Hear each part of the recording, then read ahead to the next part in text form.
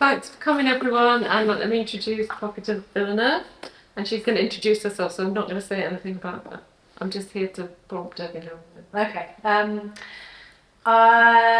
Well, I am currently a commercial director, predominantly. I make commercials for television, for online, whoever will have me, basically, whoever wants to give me a job. I also make documentaries, and I'm slowly moving into fiction. So I'm currently developing a fictional television series set in the 1960s. But I thought it's kind of helpful to understand how I started, where I'm from. I have an American parent and an English parent. So my whole upbringing, I sort of was between two countries. So this very eccentric English model as a mother, and a very English father who changed his name in the 60s and was kind of he kind of made up his entire identity. So I had these two quite eccentric parents, and I never fit in either place. I would flip between America and England, so every holiday would be with my American family, and then in the English countryside. And the reason why I say that is I do think that where you start is incredibly important. So for me, I didn't feel like I was of either place, but I appreciated both places. And it made me look at all the people around me, and even though everyone sort of had a similar feel, the English, the American, everyone was from all over, but there was a similar feel, I felt that fundamentally we were quite different people, the cultures were quite different. So I grew up in a household with lots of books around, lots of art books and books about all sorts of people. Richard Avedon was my very first starting point. So this book in the American West was how I discovered people predominantly, and that's the thing that's always been of interest to me. People, all sorts of strange people, and people who didn't necessarily look like me. So that book was really important. Another one was Chris Killip, who did a book called In Flagrante, which was set in the wilds, mostly in the northern parts of England. So he was a big, he did punks, he did people like just real sense of culture. Sally Mann, she did books about her children and just the intimacy of her family, which I thought was really interesting. So eventually when I went to college, I started at Chelsea College of Art, which is, you can choose anything. You can do fashion design for the foundation year. So I tried a bit of everything. And my father had been a photographer for a little bit, so I was determined not to do that. But eventually I had a project where I had to pick up a camera, and it was about the sense of home and about what was important to you about your home. And when I picked up the camera, I suddenly understood that was a way for me to communicate, because I'm dyslexic, and at school I'd really struggled finding a way in to the thing that was happening in my mind, what I understood to be the case about people, but translating that into something. At school they kind of tell you you're stupid or you don't, you're in the wrong groups. But I felt finally I had a way to communicate via the camera. So my career started very much as a documentary photographer. So Susan Lipper was a big inspiration, and I went to Virginia where she had taken pictures, and I found people, that's me in hotel rooms. I used to take a lot of pictures of myself. And when I graduated from college, so I went to London College of Printing, which is it's now London College of Communication, which was a photography school, so I did photography with a minor in film. And when I graduated, this was on the cover of Art Review, so it was a really helpful boost to feel like I was sort of heading in the right direction. I used to take a lot of pictures in hotel rooms, and then I did a project at the Louisiana State Penitentiary, which is the largest maximum security prison in America, and they do a rodeo. So because they do the rodeo, which is a strange idea, I don't think it's right to have a rodeo in a prison, but that's how they do it in Louisiana. They gave me a press pass, and I'd done a few things for the Telegraph, so I got my press pass, and then I went in and I photographed the men in the prison, and I started writing to them. and photograph them whenever I could go to the rodeo. They'd let me in and I'd take pictures, and it formed a show called The Strangers. So these people who, most of them are there predominantly for the rest of their lives, and when you meet people who are going to be in prison for their life, they have a very specific feel, and it really affected me and how I wanted to choose the people who I chose to represent on camera in whatever format. They also showed me the electric chair, which was, I'm 23 at this point, it was a lot to absorb. And then this is just like an example of the kind of portraits I did in Virginia.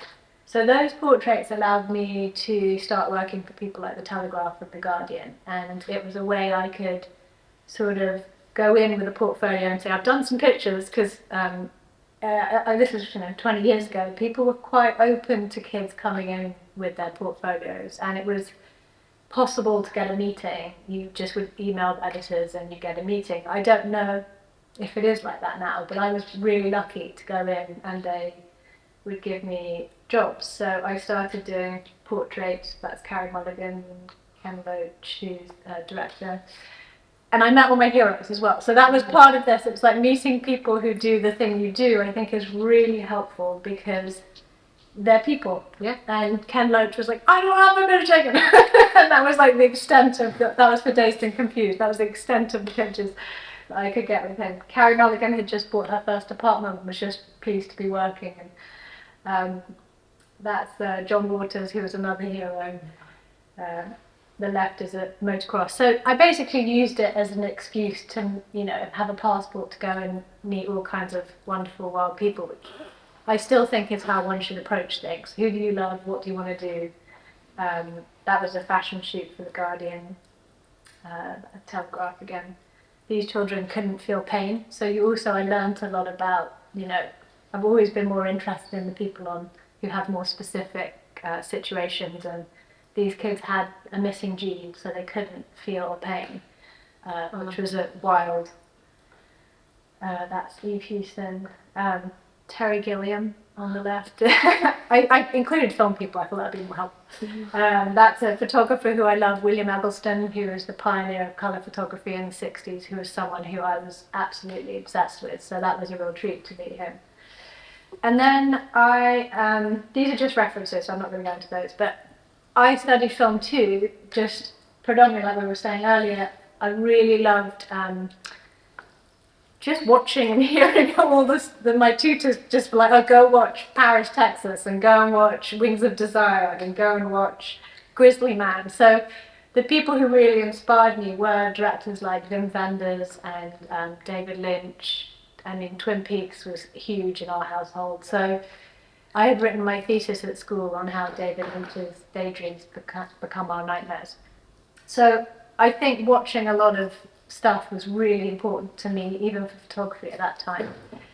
And I had wanted to be a filmmaker, but I didn't have the confidence yet. I felt maybe I didn't know enough about the world. I didn't know what my point of view was as far as a story. I understood pictures that happened in the moments, but I didn't understand how do you tell the full story, even if it's 30 seconds, a couple of hours. So I moved to New York in my mid-20s, and I shared an office with two girls who were in production, fashion production. And they were working for the New York Times, always loved the New York Times. And I said, oh, and the Canon 5D camera had just come out. And that changed my life, because it was a camera that I could pick up, press the button, and it worked. Because I'm not a technical person. I've never been a technical person. I can do the basics, but for me, it's always been about people and communication. So I picked up the 5D and I could shoot. I'd usually have a monopod, so it was slightly straight and not falling over. And I said, do you think there's any chance I could talk to the New York Times?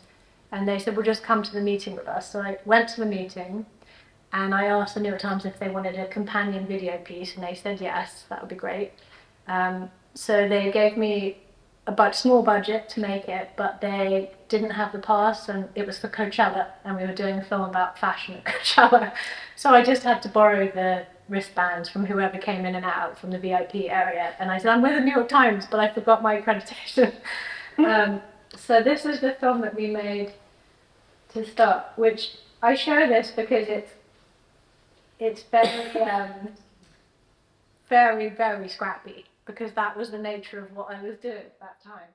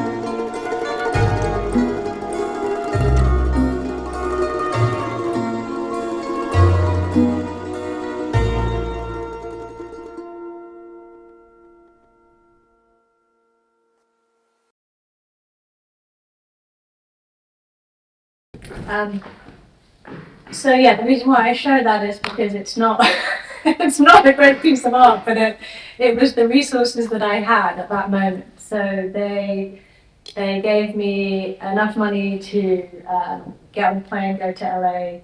I stayed in the room with the girls. I got my camera rental, but it did make it on the front of the New York Times digital. So it was a way in, and through that, I got my commercials agency, which was, I think they were looking for more young, particularly women, who were making things that were more rough around the edges, were more scrappy, and so that started my relationship with Patrizan, who I'm still with.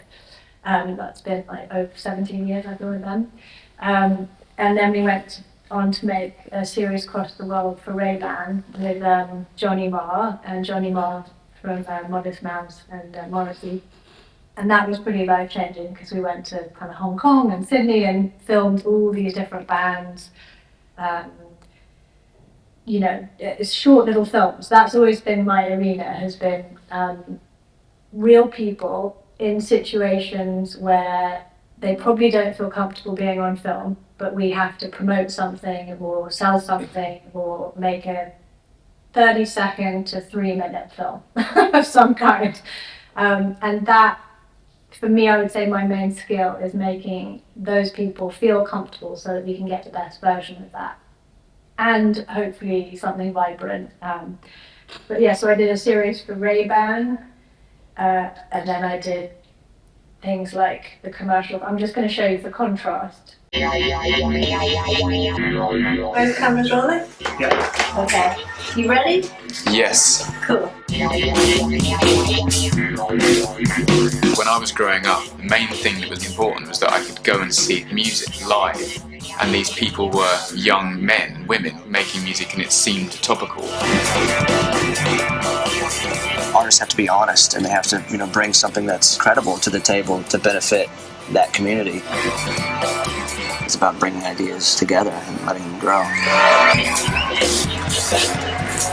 I was invited by Ray-Ban to come up with 5 creative scenarios that would be an inspirational jumping off point for other artists to get songs out of or create something out of.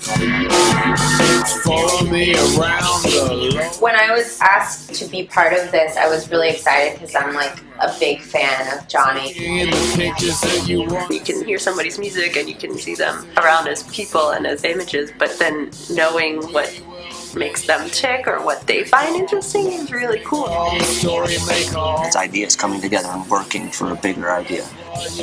So it's always about the seed planted and growing. It's about congregating for the same purpose of song. You are primed to represent it, which is what is nice about playing live and doing sort of topical things and promoting a record. It does feel really exciting and I do thoroughly enjoy it. Just a creative idea that no one had really put to me before. And the main thing is that this Elements thing is something that I probably wouldn't have done had I not done this project. And it was, I've got to say, it was kind of a challenge really, and I enjoyed the challenge. I mean, I'm a big sunglasses person. I think the first pair of Ray-Bans I ever owned was probably like just the classic Wayfarer. Sunglasses are an important part of rock and roll, let's face it. They've always been there, you know. Because I think there's something interesting in Beijing. If you see someone wearing Ray-Ban, you feel like they're one of us. And that's a kind of a community there.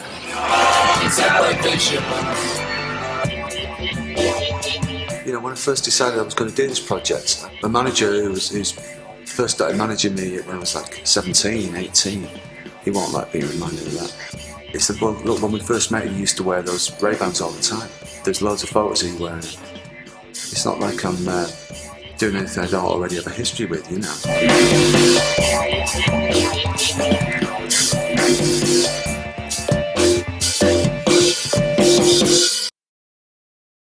Did you have complete creative control? Did you write the stories? And Very good question. No, so for a commercial like this, there's always there's now a law in England that you have to pitch with no more than 3 people, because it was getting outrageous that there's 3 to 5 to 6 directors pitching on a commercial.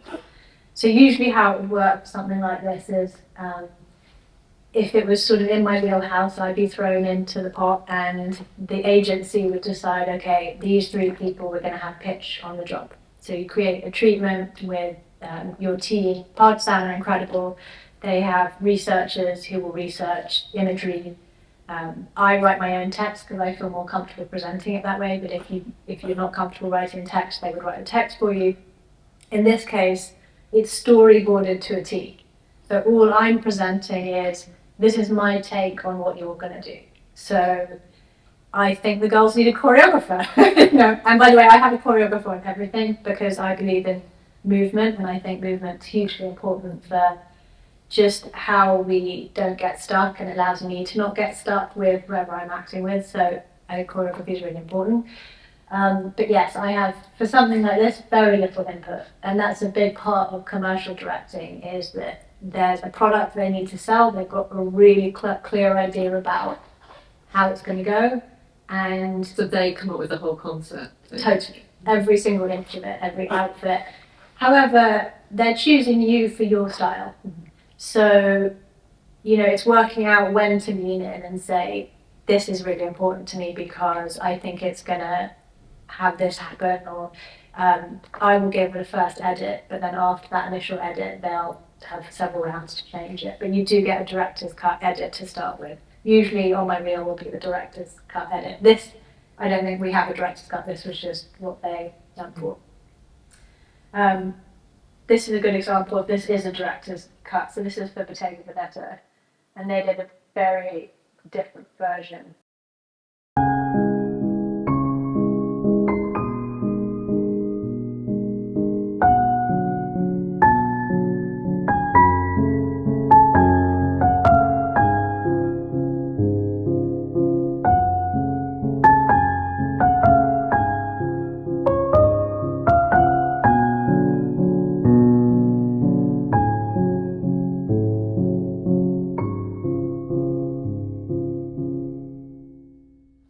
often telling a tiny little idea rather than a whole concept. Like that was one where it was just a tiny idea.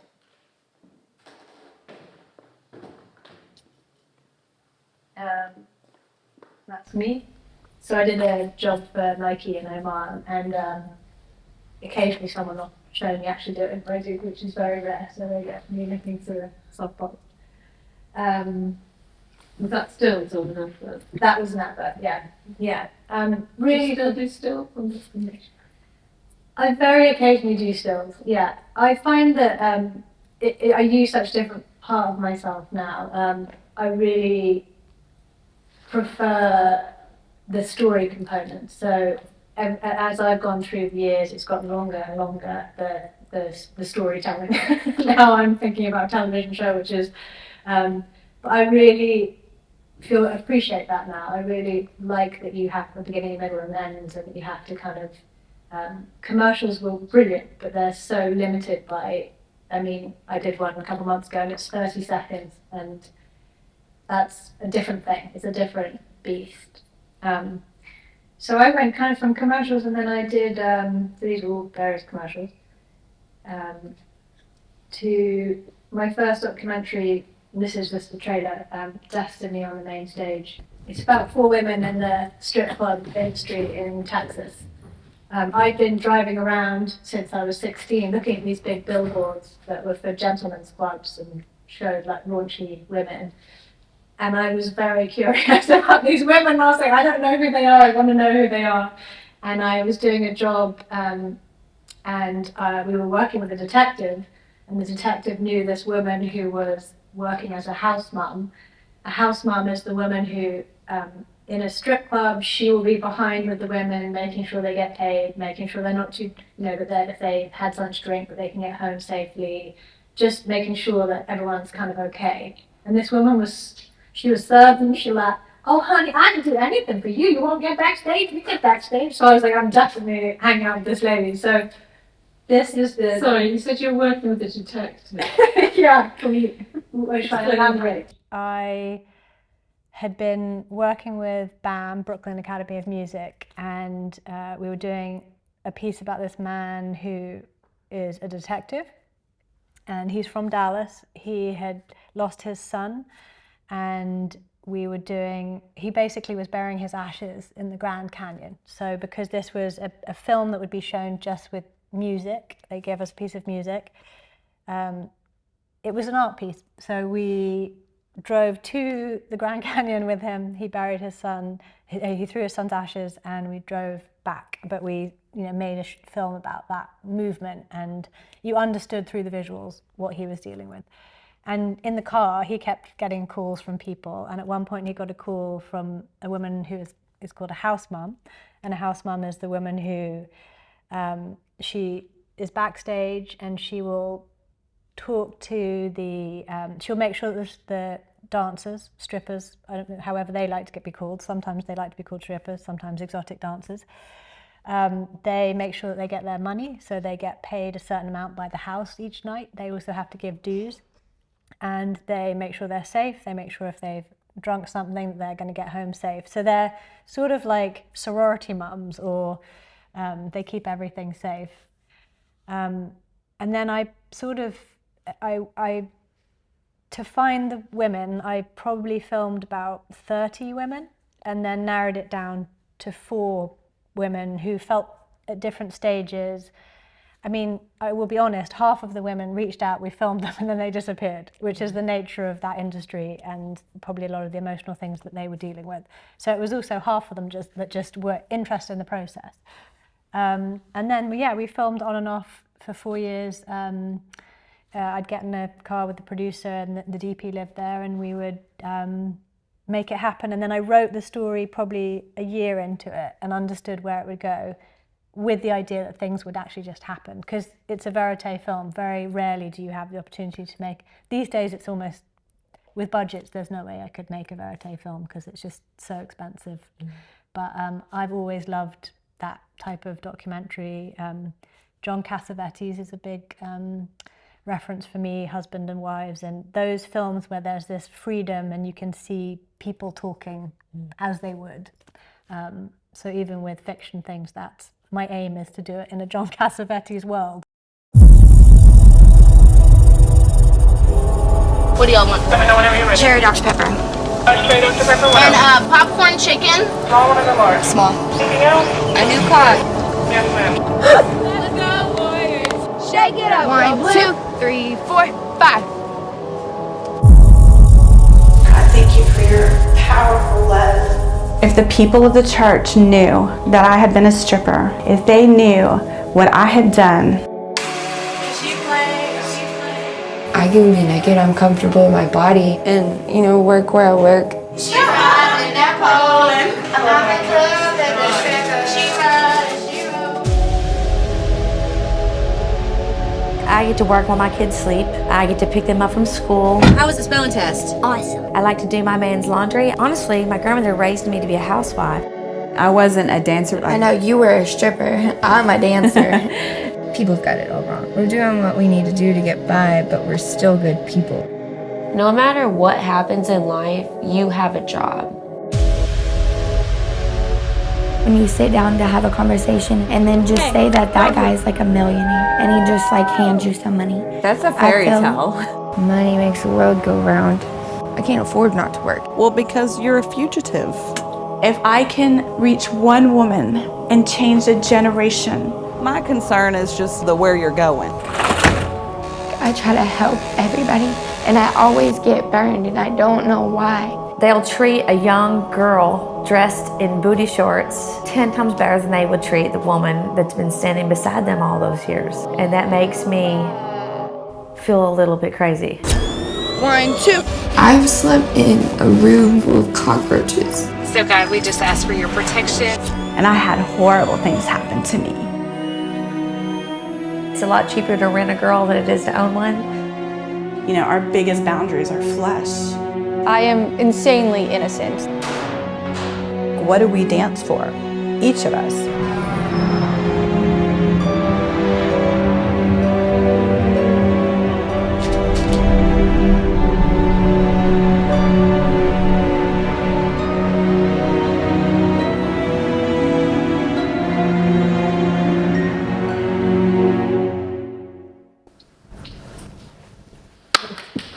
Yeah.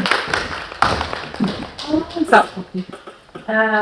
The finished film Yeah. is, I think it's 80 minutes. Okay. Yeah. Feature. Yeah. Yeah. That was quite, it took 4 years to film, but not consistently over 4 years, so we would go back and forth. And then I had a baby, so I had to take some time before I finished it. But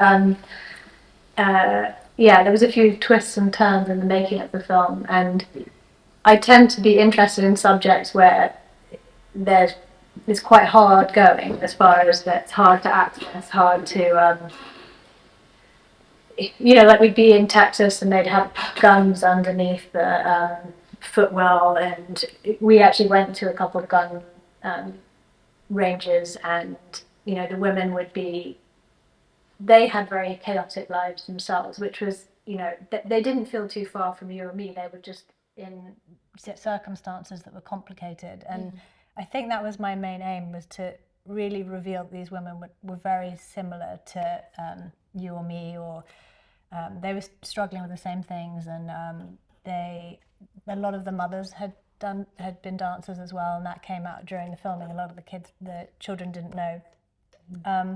But in that part of America, it was a choice that worked for them because they could make money, and it was consistent, and some of them had children, and they talked about the judgment they felt from a lot of people, but that it was a choice. Although I will say most of them aged out of it, except one of them she did it because she had a big house and she could pick her son up from school, and it was easy and it worked for her. But I could see that most of them, it also did affect how they were in the world, and it wasn't an easy place to be. Yeah. But yeah, then I came back to London and thought maybe I should do some projects are a little bit easier. How was that funded then? If it stretched over 4 years and then you were able to stop, were you just making it with your own funding? It was a mix. Yeah, I would rent my apartment out in New York to pay for the lodging in Dallas. We worked with a DP who was local to Dallas, and I always shoot second camera so that I can be close to. I interview whilst I'm filming, so I think that's really important to be close. And we did an Indiegogo campaign. I don't even know if Indiegogo exists anymore, but it was at the start of that kind of funding. We raised about 15. What is it? I don't know what it is. Indiegogo is like Kickstarter. Oh, okay. Yeah, so we raised about 15,000 that way. And then with the Post, I mean, London Post houses were incredible. I had Afrodeutsch did the music. She's now a Radio 6. She's a huge music person in London now. She does a program on Radio 6. She did an incredible score. People kind of were just incredibly generous with Post and wanting to tell the story of these women. So we were lucky that a lot of it was via the generosity of people who just gave us, helped us out. And what happened with it? Was it screened? And this one we didn't get distribution, so it was really for me to have a finished film to be able to make other work, which is often the case. It's a bit like writing a book that you then have to put under the under the bed. But it opened up a lot of other work, which was really helpful. And then this is completely different, but I think it's helpful to talk about. Often when you're directing, you're a director for hire. So I was a director for hire for this one. So it wasn't my concept. There was a concept which was quite straightforward because the Lionesses had just won the Euros the first time. Now they've won it again. Incredible.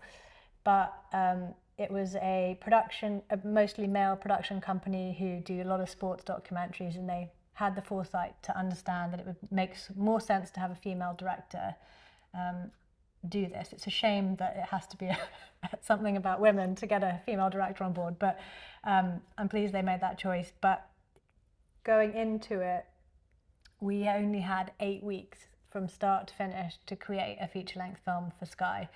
That is an impossible thing to do because 8 weeks is just like barely possible. But they'd won the Euros, and then we had to bring it out before Christmas because so much of any filmmaking is about marketing and about when it can get out into the world.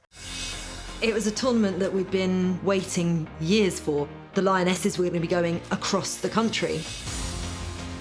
The tournament was literally a fairy tale. It's time for a new journey. This is going to be something special. In December 1921, the FA banned women's football. If we want to do well, we've got to change things. We were trying to push women's football forward. My first club was actually Fulwell Boys. I was the only girl. At the end of a game, a boy would be crying and the parents would be saying, "I can't believe you can let a girl beat you." We was the last community on the list of when the council's going through all the budget lists. The access to football was very limited. I had speed, I had pace, I had hunger, I had desire. I was a young girl who wasn't afraid of diving around in the mud, I wasn't afraid of the ball. I wouldn't be in the position I am, I don't think, if my parents didn't drive me up and down the country playing football. This team is the culmination of many women overcoming adversity. Everyone's really ready, we just want to go. We'd look each other in the eye. The noise was just incredible. All of us knew it was going to be a very tough game. It's difficult to switch off from the pressure. You could see that some people were a bit tense. Everybody in the press room was saying, this isn't going the way that we thought it was going to. We play football because of fans. There's no other purpose to the game. Jill taught me this. She said, there's always time to have a big moment. You have to be ready. I just let out this roar of emotion. It felt like a life's work. Our job was to inspire the next generation, and I felt like that was done. Time to let the young guns go on and do what they need to do. I never thought that I was going to be a European champion. I never thought I'd even be a professional footballer. When you get them successes, speak about them proudly. We are finally at that point where we belong. Everything that we did was, I hope, enough to show how much we wanted to do it for everybody that had come before us.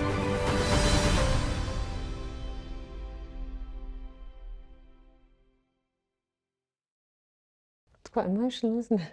Yeah, well, it's a funny film to make something about, like, we all know they've won. Yeah. You've got 6 matches that they've won, and it's like, okay, so how do you make narrative out of, I mean, for me, I was like, okay, they've won. How do you flip it so that you can't tell in the trailer, but and this is something I found in every single project, whether it's a commercial, is that you have to find the kind of key that unlocks it. And with this, there was a lot of archive, there was no personal archive, so like none. And we had a certain number of sport we could use, so contractually I think we were allowed 15 minutes of anything in a stadium.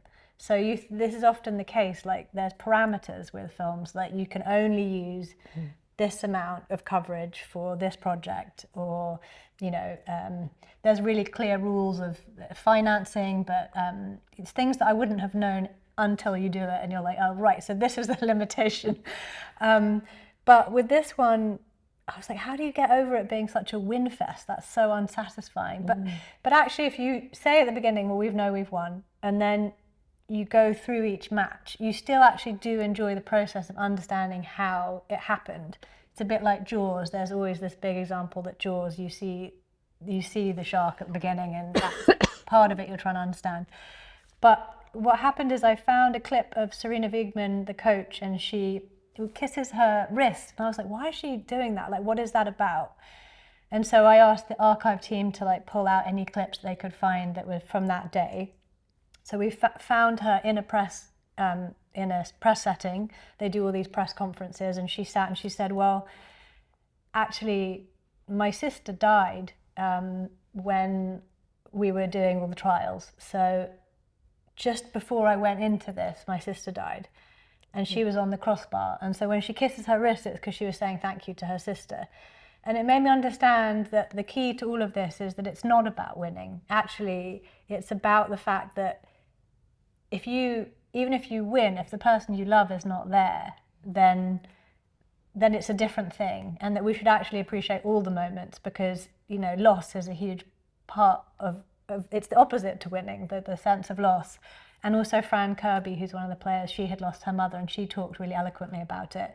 So at the right moment, you remember something important amongst the win, and then we can go back to the win. But that's why looking at narrative arcs is a real thing. It's like, as much as I don't want that to be true, like if you look at the narrative arc, at a certain point you need something to shift, and then you can come back down and out. And I've really held on to that now, that you find that moment in anything that's long form. There will be an upward trajectory where something has to change, where there's a key that will unlock it, and then you keep moving. And to have that thing for yourself is really helpful, because then you know what the purpose of the film is, or the project is. And I always think each piece has to have something like that. Sometimes it's hard to find it, isn't it? Sometimes you have a great idea about something, but there's not necessarily a nugget or a story in there. I think students are kind of feeling that with their scripts at the moment. It can often be one line. Like I watched Senna, the film about the racing car driver, the other day. I can't remember the exact line, but it was one little line about something he said about, like, he was up against this force. And the sense that he was up against the force was the entire film for me suddenly in watching it. So I think sometimes it can be just one tiny piece that, for whatever reason, it doesn't need to resonate with anyone else, it has to resonate with you. And that's really important, because it gives like a little thing to drive you forwards. Because there's often days where you don't, when there's a lot of things that go wrong in film. And I think that's maybe my biggest piece of input or advice, is that is just inevitable. Production of any kind is really hard. Cameras break all the time, or for whatever reason, the thing that you needed to do. I mean, the setup took a while because that's the nature of it. It always doesn't work the way you think it's going to. And that is the opportunity, and that's the fun of it. It's hard often. And that's the bit that I've tried to get better at, is as a producer or director, or as the person captaining the ship, which I do believe you're doing. I try and parent this way now, it's not always successful, is that things will go wrong, and how do you sort of keep the ship moving forwards, and how do you how do you allow for conflict but remain porous, because conflict is good, tension is good. We talked about that on the phone. Yeah, we did, yeah. Yeah. Do you want to say a bit more about it? Tension is needed in any good storytelling because that's how life works, and it's kind of the push and pull, and it's that feeling of if everything goes well, if everything goes right, then what's the story? And that happens behind the scenes as well. So I was thinking about this in regards to editing. Any commercial or any project, the first edit always feels, I mean, you were an editor, it always feels awful. Always. Always you get the edit and you're like, oh my gosh, what have I done? It's an awful feeling. And then I started to realize that's always the case. You always feel that way. And that's because it's usually not, I'm not usually the editor. I work with editors. I have amazing editors in my life. And to me, editors are the main collaborator because of how important that storytelling is. It's because there's two different people coming together, and it's never what you imagine it to be, because when you're on set and you're opposite someone, or you're in a situation, or you're filming, you have a connection to something that's happening in that moment. On screen, it's a completely different thing. So something you think works in the moment may work, but it may not. Leah Williamson, I had such an incredible rapport with her. I loved talking to her, but it wasn't until I saw it on screen that I realized how she is such a star and how much she resonates. And she really carried the film, actually, because she's such a bright star. But it wasn't until looking at the edit that I could really feel that. So things resonate differently on screen. I don't know why, but that's how it works. I think it's really hard because normally, like in a situation like this, your editor won't have been on set with you or know any of that, what's going on, or even what you intended, really. Totally. What your ideas were to begin with. They're just taking the material that you've given them and crafting a story out of that, hopefully with your intentions in mind as well. But it's very different. I always say it to students, like, look, you've got to react to what you've got in front of you now. You've got to tell the story with those tools and not the ones that you imagined, because no one gets the film they imagined, however much money or talent or anything. No one gets that. It's always different, and you've got to respond to that. And there's a sadness, because it's funny, students come back with their rushes and I'm like, don't worry, we can make a film out of this. Well, and they're sort of crying and they're like, no. So you're the director coming back sad. By the way, like I that's fine to cry. I mean, I remember with Lionesses, and again, 8 weeks, not enough time to make a project. We sat in the picture lock day, and picture lock day is the scary day because you can't do anything else. So we're sitting in the picture lock, and I'm watching it through like with the producer, and there's black spots in it where there were certain things that we couldn't achieve before picture lock, and I just bawling because I was like, what did we do? I mean, like, this is like my worst nightmare. It's like there's a film coming out into the world and there's black spots. Like, what? And he's like, okay, it's fine.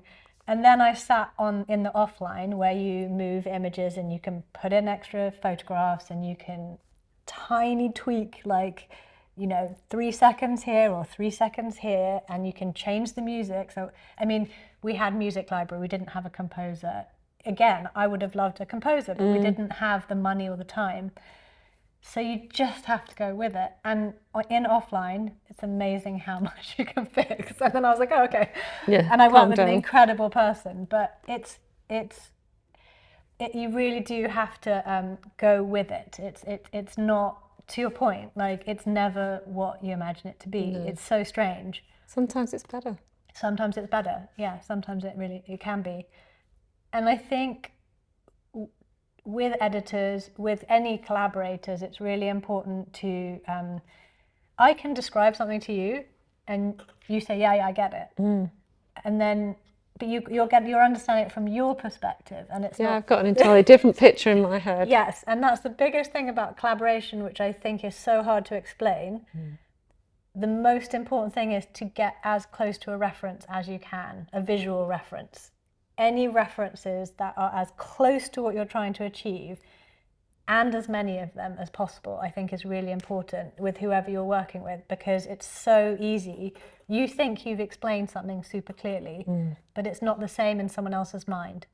And I have done that so many times, you know, in my younger years when it really held me back, because what I was explaining was not what they had in mind. Yeah. And then, you know, now I'm very thorough with all sorts of references. And that was my first job, actually. I used to work for a commercials director, and it was before the internet was around, but we didn't use it that way.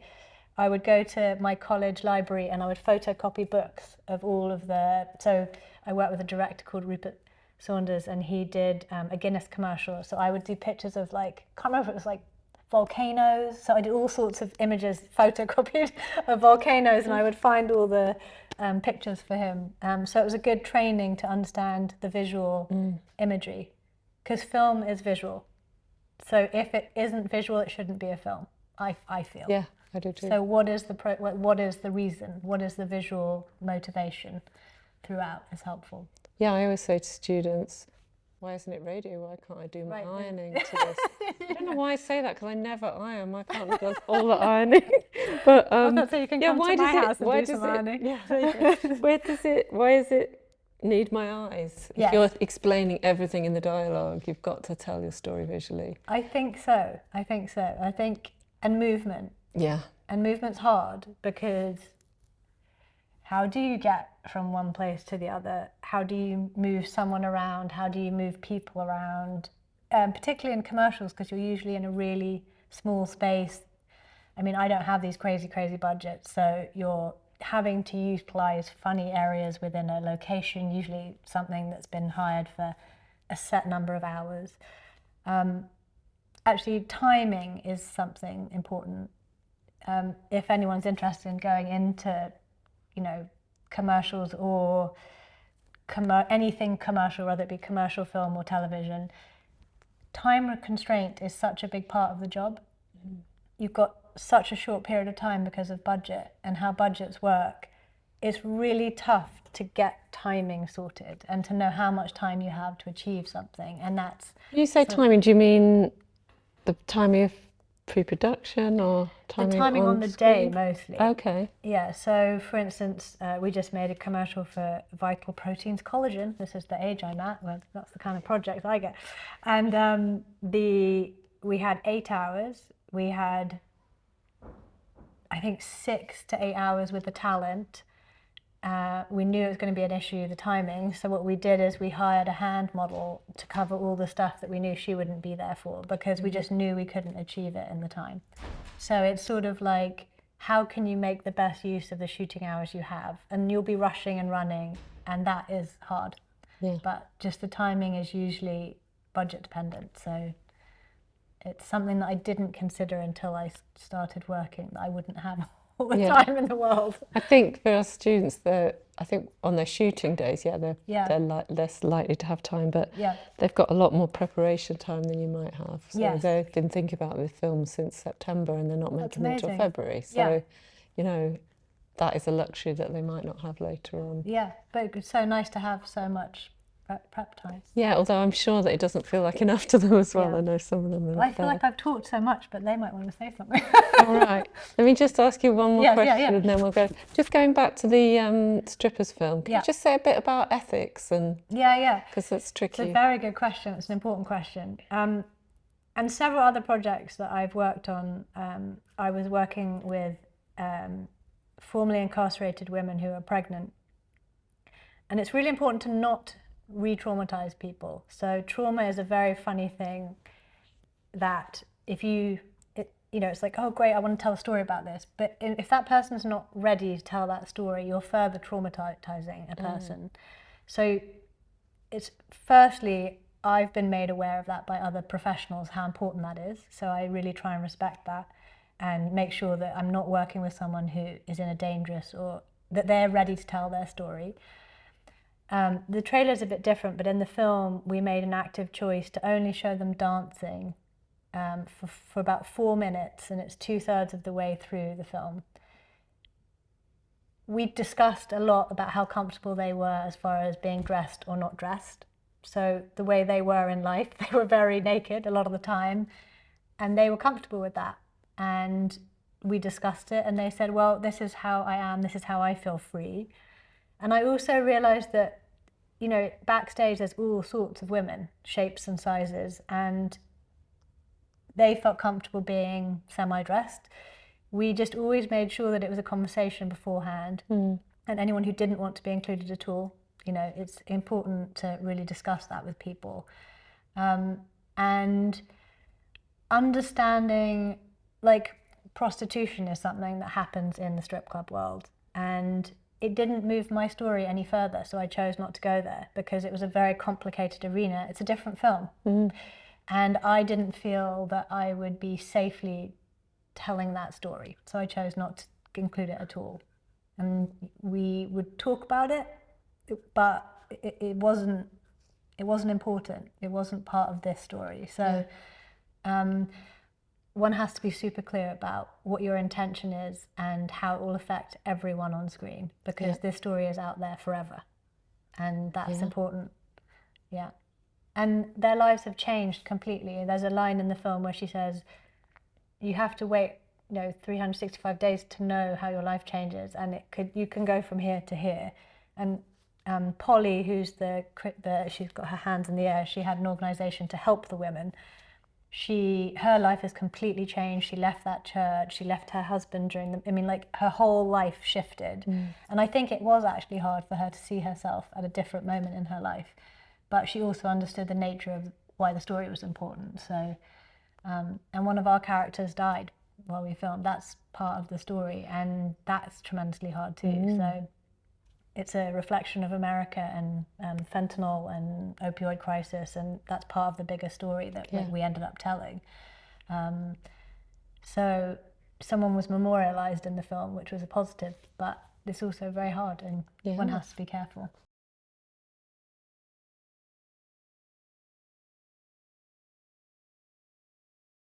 It is challenging sometimes being a woman in. So I worked with 2 producers, and one of the 2 producers had to kind of take a step back to allow me to direct because they wanted a female director. We had 8 weeks, and they kept asking me to write the film, but the problem is we were making the film. So it was quite a challenging experience to both write the film, I didn't know what it was yet, and make the film, because for me there's usually a period with this sort of project, or, you know, if we have I did a job for Spotify, we filmed John Legend and, you know, 10 different artists, and we did these longer formats, but you usually know going in kind of what the story is, and then you'll sculpt it. But with a project like that, you work it out a third of the way in, you know what your script is, and then you write a script, because that's how you have to do it. You have to write a script for people. Everyone uses it, the archive, the music. You have to write a script, but you don't know what the film is, and it's really hard with documentary. However, I got close to that, and they kept wanting me to do it, but I didn't have the resources yet, and so it was just a real challenge.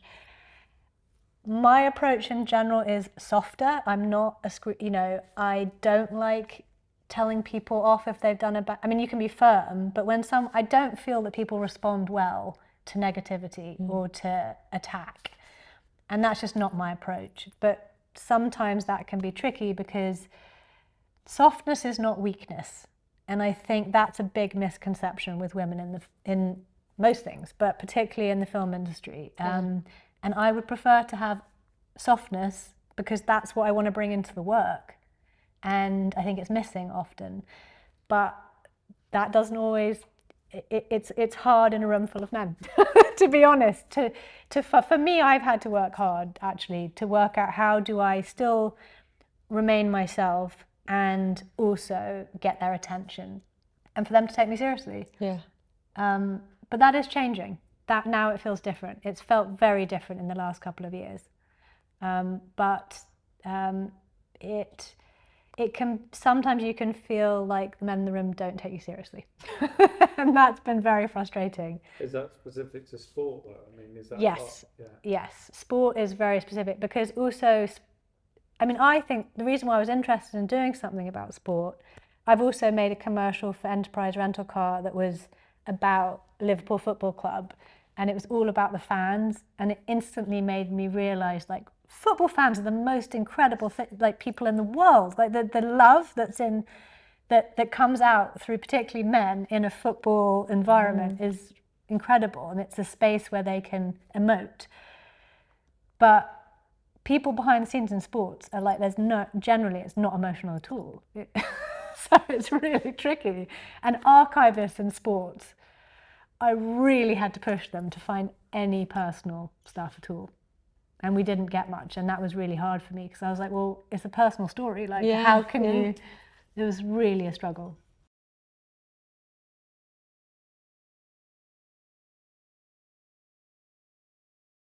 Yeah, I think, you know, the reason why I showed you the American West picture at the beginning, Richard Avedon, it's sort of the first seed for me, was this idea of people on the margins. And documentary photography really solidifies story in one image in a way that I think is really important. And I think it permeates everything I do.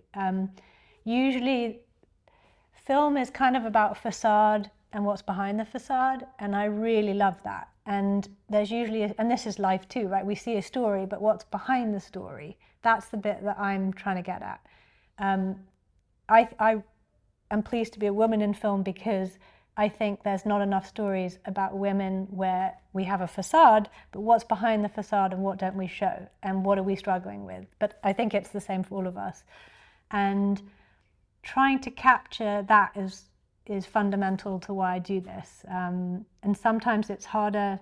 I'm currently doing a project about the 1960s, and it's all those photographs of the women at the time that are more influential to me than anything else. Looking at Eve Arnold's work, or like people who documented, like, that's what I put in my treatments. I put photographs rather than, like, usually you're supposed to put like images of other films that look like, but actually the documentary photographs are far more revealing of what was happening at the time.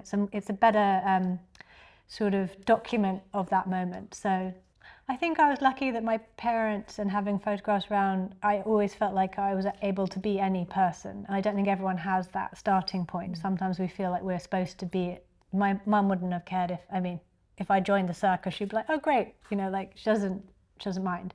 Or there was no expectation. The thing I would say that is difficult is my trajectory with photography, I didn't have a formal directing or production education. I'm in one track, but I think it's far more sensible to do everything. So that, say there's no directing jobs this week, I can go in this direction, I can go in this direction. I'm a bit hemmed in, so I've had to pivot and do other things. I'm having to really hustle to get the work. And that's because, you know, there's two people at the top, it's usually a producer or a director. It would also be really helpful to have production assistant, you know, all these other things that are accessible. And I actually wish that I had just started interning almost immediately and started working with other filmmakers, because it's really a job that you learn on the job. So I wish that I had done more of that. I think it's hugely valuable just to understand how it feels.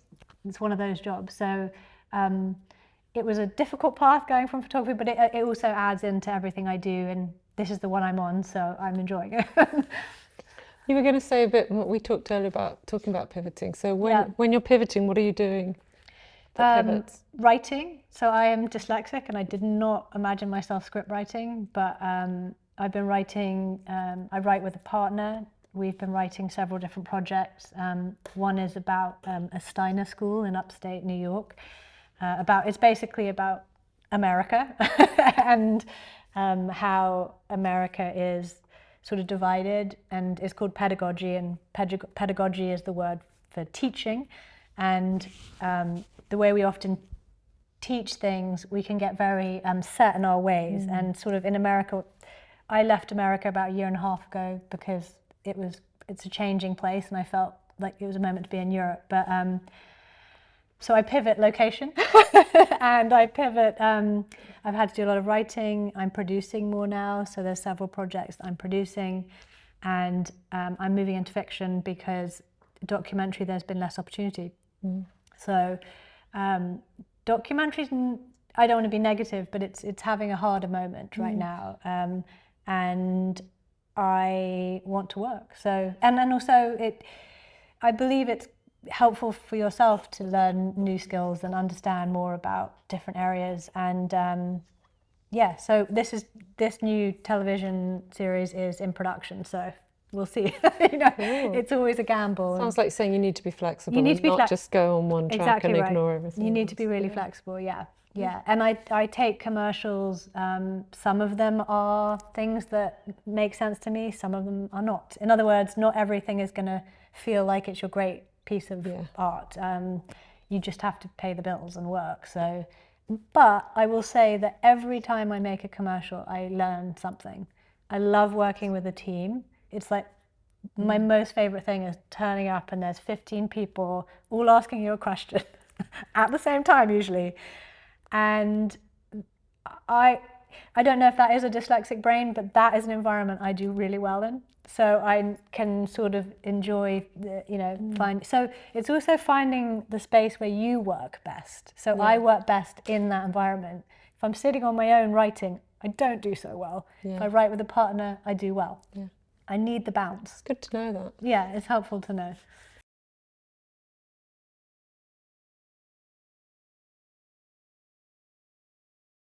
I think I had to do everything to start with, and sound is the one area I knew nothing about, and I've got it wrong on things before, and that's a difficult lesson. If you've got no sound, you've got no film.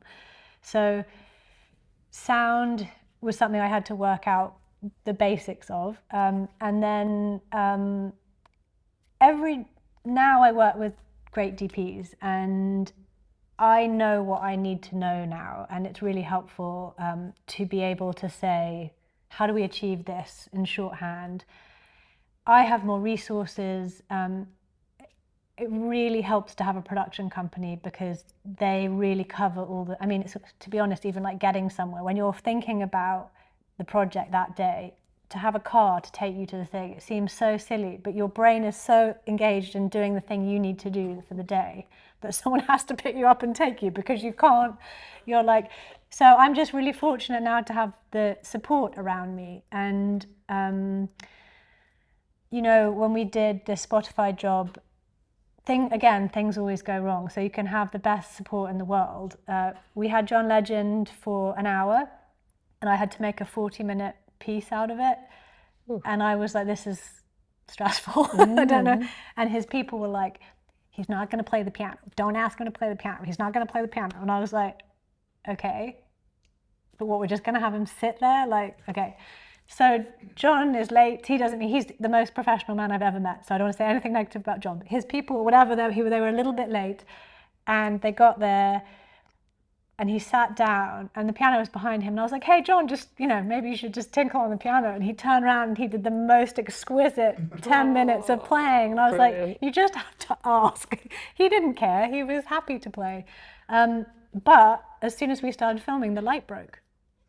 It just turned off and we had no idea because often you trip circuits. Wherever you are, you trip a circuit. That's just always happens. And so I just had to be like, okay, this happened. It'll be fine. And, inevitably they sorted it out. But I think the biggest shift for me is that I am not stressed anymore. I just let things happen. And it's okay because we're not saving children either, it's all fine. And I know that there's a lot of stress with budgets, but it usually works out. It usually does. So, in those early days of documentaries like in Dallas, I also don't put my life at risk anymore because I have a child, and I actually do think some of the places like the Louisiana State Penitentiary, I was safe because there was people around me, but I've put myself in crazy situations looking back, my poor parents, and that's not such a great idea. So maybe now I take better risks, not crazy risks, but those are the sort of people I find exciting, so yeah. Yeah, I mean, yeah, so lots of questions. I wanted to ask about your, well, roughly how many sort of commercials would you try and do, like, in a year, say? And can you, I mean, I suppose it depends. It totally depends. It's so different. Sometimes you're getting them all the time, and sometimes you get one, you know, so it just depends on the year. And sometimes commercials can take long periods of time. I think Ray-Ban was probably over 6 months because we traveled a lot. And usually it's not like that. Usually, I mean, this last one, it was probably a month start to finish. So it just really depends. It's such a, whenever I'm watching commercials, I love watching commercials because they're like little tiny short films. It's so creative. Some of the best ones. Well, no one talks about how hard it is to tell a story in 30 seconds. Yeah. So I wanted to ask that, and also about what commercials do you watch, and who are the filmmakers? You mentioned you've been watching Senna recently. Yeah. Like, interested in kind of where you get your ideas from, and do you have ideas for commercials that you are able to bring to projects sometimes, or is I suppose that depends on the project as well. But. That's interesting. When I was younger, with the nature of like the New York Times stuff, I would go to the New York Times and say, "Hey, I've got an idea for a series. Are you interested?" And they would usually, you know, like I did a couple series with them. One was about creatives, and it was called What Made Me, and it was their starting point. Now it tends to be that I don't do that. Maybe when you're young, you feel like you have more like fresh. I'm at a different stage in my life, and I'm aware that there's younger people who are probably more connected to culture in that way. So my choice has been to kind of move towards looking historically, because my father was in the 60s. He had quite a rich life, and so I'm looking at that because I have those resources, but I can look back historically. Whereas I kind of want to, I think the youth have the culture. I don't know if that's it's not that I feel like I've aged out, but I'm more interested in what they have to say. Yeah. I may have missed another part of your question. And just what guides what you're watching? Oh, yeah. Are you watching Senna because you're interested in archive documentary and you want to sort of see how the approach was there, and what drives your viewing choices? Totally. Usually what I find, I'm sure this is the same for you guys, I can't switch off my work head. It just comes with me. So like if I'm working on a project, like everything channels through that. So it'll be like, you know, at the moment I'm watching 60s films because I really want to keep what we do looking like it's a 60s film, not an interpretation of the 60s. And again, like, I love anything scrappy. I don't love how clean and distanced we've come. Like, I love television. I love watching television, but often I can feel removed from it. But then I'll watch something like Rivals. Rivals was one of the best things I've seen on television because the writing was phenomenal. I didn't care about any of those characters in the first episode. I was like, this is not my cup of tea. By the third or fourth episode, even the baddies, I felt affinity with. And I want to understand how that works, because that's super clever writing. So I watch things to try and understand the writing. But the truth is, actually, I read now. Reading is the thing that helps me be in the correct headspace. Because, I mean, I know this is like a older person thing to say, but I find the phone and the distraction and the information overload really hard to deal with in connection to my work. So it's distracting. So reading allows me to be in my reading head to be writing, because I'll read it, you know, I'm writing something right now. I'm also writing a book because I'm just trying to make my life hard. But in order to write that book, I read twice as much because it helps me. So I will literally, I'm someone who like sits at the desk and is quite punishing about like, you've got to finish this thing because, you know, I want to work hard and complete things, and I'm hustling to a certain degree. But I do take reading breaks now. That's been a big shift for me. Yeah.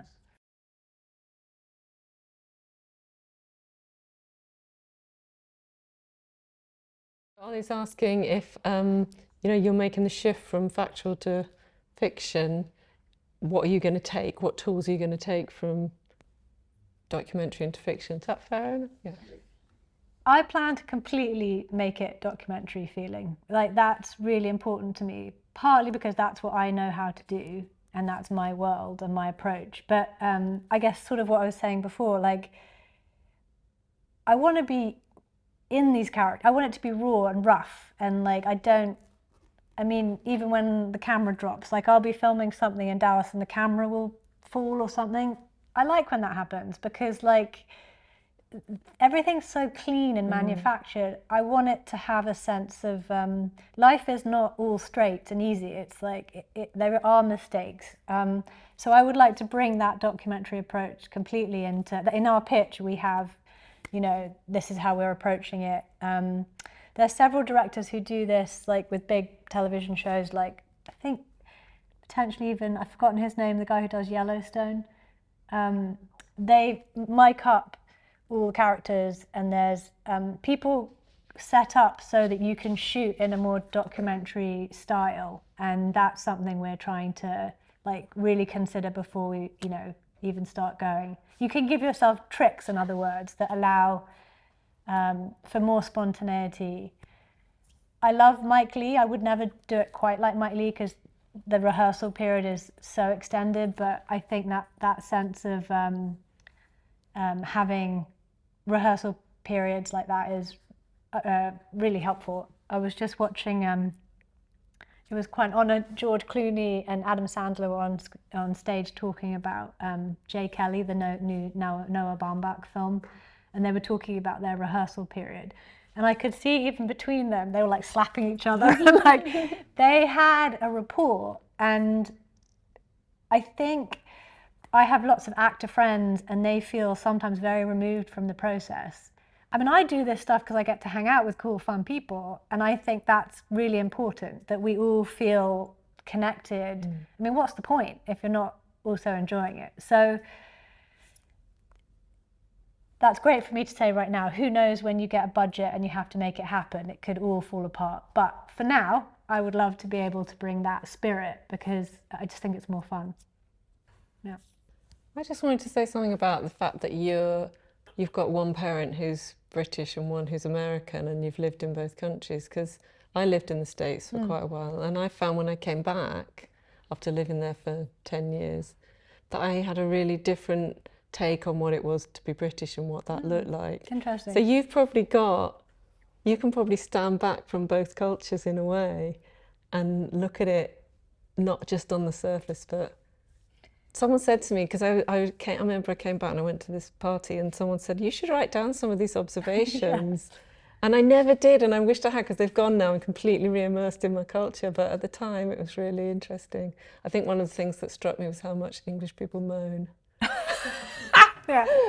And we talk about the weather as well. At work, people would tell you how they really want to tell you how busy they are all the time, but they'd spend 20 minutes in the corridor telling you how busy they were, and I'd be like, well, you just really wasted all that time. So just stuff like that. Well, I really I feel pleased to have those two cultures, because there is a warmth and a freedom to the Americans that I really appreciate. But I mean, when I was a photographer, I would go with my portfolio in America, and you get a meeting with everyone, and they'd be like, yeah, we got this thing, we'll call you, this thing, and da-da-da, and everyone was like really positive, and you leave and you're like, yes, that's great, and then no one would call.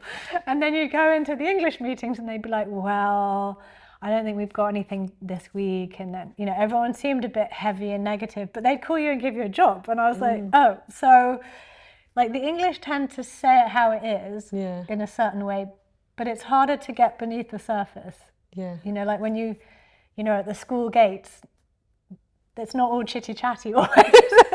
But then in America, everyone's like, oh, come to my barbecue. And you'd be like, okay, great. So, but I think I feel really lucky to have a mix of those two cultures. And, you know, lucky both my parents are still with me, and they're, that's what I'm writing about. I'm writing about my two parents and their different approach to the fashion industry in the 60s and 70s. The male and the female look at this same thing. So that's become a big part of it, actually. And is this a feature you're writing or a series? I'm just writing the book because it's sort of, I want this moment to be written down. Yeah. And it's a way to look back at my own life as well and kind of put it all into one space. But Excellent. it may become something that's, Let's often hope so. intellectual property is a real thing. So, and have you got any like last sort of thoughts or tips for the students going out into industry and starting to make their own films? I think just what we were talking about earlier, there's going to be moments where it feels totally wrong. And I mean, I still there's certain days where I'll write something and I feel like the entire thing doesn't work. And it's really, you can feel very discouraged. But I think you mustn't be discouraged, that it finds its way, like you said about, you find a way with the edit, you find, so you just have to keep going. And also giving yourself maybe one or two things that are a good financial income so that you're not reliant on film to start with, because I think having other financial streams just frees you to do the work more clearly. I think it takes a minute to be able to support yourself with filmmaking, and I think having other things is helpful. But also, making sure it's a film. Does this definitely need to be a film? If it's a personal story, making sure that that's still, we talked a little bit about this, like if you're doing a personal, very personal project, you have to have other people looking at it, because you may understand it, but it's so close to you that it doesn't have enough breath. I think it's really important to have other people come in, criticize you. Criticism is great. It's really, really important to get criticism. It feels awful. I've never not grown from a piece of criticism. And now, I get rejected every once a week. I got rejected from someone didn't, there was something that I got a no last week, and it's like, okay, like now I don't take it as a big punch to the gut. It's like, okay, next one, and actually it feels fine.